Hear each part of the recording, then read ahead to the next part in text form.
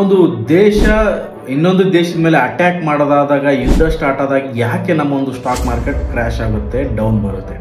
ಇದಕ್ಕೆ ಕಾರಣ crude oil. ಈ ಕ್ರೂಡ್ ಆಯಿಲ್ ಇರುವಂಥ ಯಾವುದೇ ಕಂಟ್ರೀಸ್ಗಳ ಮಧ್ಯೆ ಒಂದು ಅಟ್ಯಾಕ್ಸ್ಗಳು ಸ್ಟಾರ್ಟ್ ಆದಾಗ ಆಗುತ್ತೆ. ಕಳೆದ ಬಾರಿ ನೋಡಿರ್ತೀರ ಯುಕ್ರೇನ್ ಮತ್ತು ರಷ್ಯಾ, ಇದು ಕೂಡ ಒನ್ ಆಫ್ ರೀಸನ್. ಯಾಕೆ ನಮ್ಮ ಮೇಲೆ ಎಫೆಕ್ಟ್ ಆಗುತ್ತೆ ಅಂದರೆ, ನಾವು ಒಂದು ಕ್ರೂಡ್ ಆಯಿಲ್ ಡಿಪೆಂಡ್ ಆಗಿರುವಂಥ ಕಂಟ್ರಿ. ಕ್ರೂಡ್ ಆಯಿಲ್ ಮೇಲೆ ನಾವು ತುಂಬ ಡಿಪೆಂಡೆಂಟ್ ಆಗಿದ್ದೀವಿ. 16 ಲಕ್ಷ ಕೋಟಿ ನಾವು ಕ್ರೂಡ್ ಆಯಿಲ್ನ ಇಂಪೋರ್ಟ್ನ ಮಾಡ್ಕೊತೀವಿ. ಅದರ ಪ್ರೈಸ್ ಇನ್ಕ್ರೀಸ್ ಆಗುತ್ತೆ, ಅದರಿಂದ ನಮ್ಮ ಹತ್ರ ಇಲ್ಲಿ ಇನ್ಫ್ಲೇಷನ್ ಸ್ಟಾರ್ಟ್ ಆಗುತ್ತೆ. ಹಾಗಾಗಿ ನಮ್ಮ ಸ್ಟಾಕ್ ಮಾರ್ಕೆಟ್ ಕೆಳಗಡೆ ಬರುತ್ತೆ. ಇದನ್ನು ಅವಾಯ್ಡ್ ಮಾಡೋಕ್ಕೆ ಏನು ಮಾಡ್ಬೋದು ಅಂದರೆ, ನಮ್ಮ ಗೌರ್ಮೆಂಟ್ ತುಂಬ ಒಂದು ಪಾಲಿಸಿನ ಮಾಡ್ತಾ ಇದೆ, ಆ್ಯಕ್ಷನ್ಸ್ನ ತೊಗೊತಾ ಇದೆ. ಸೋಲಾರ್ ಎನರ್ಜಿ ಆಗಿರ್ಬೋದು, EV ವೆಹಿಕಲ್ ಓಡಿಸೋದ್ರ ಮುಖಾಂತರ ಆಗಿರ್ಬೋದು, ಎಥನಾಲ್ ಜಾಸ್ತಿ ಪ್ರೊಡ್ಯೂಸ್ ಮಾಡೋದ್ರಿಂದ ನಾವು ಕ್ರೂಡ್ ಆಯಿಲ್ ಮೇಲೆ ಯಾವತ್ತೂ ನಮ್ಮ ಡಿಪೆಂಡೆನ್ಸಿನ ಕಡಿಮೆ ಮಾಡ್ಕೊತೀವಿ. ಆವಾಗ ನಾವು ಬೇರೆ ದೇಶದ ಮೇಲೆ ಏನೆಲ್ಲ ಅಟ್ಯಾಕ್ಸ್ಗಳಾದಾಗ ನಮ್ಮ ಸ್ಟಾಕ್ ಮಾರ್ಕೆಟ್ ಕ್ರ್ಯಾಶ್ ಆಗುತ್ತಲ್ಲ, ಅದನ್ನು ಅವಾಯ್ಡ್ ಮಾಡಬಹುದು. ನಾವು ಗ್ರೀನ್ ಎನರ್ಜಿನ ಯೂಸ್ ಮಾಡೋ ಮುಖಾಂತರ ಅವಾಯ್ಡ್ ಮಾಡಬಹುದು.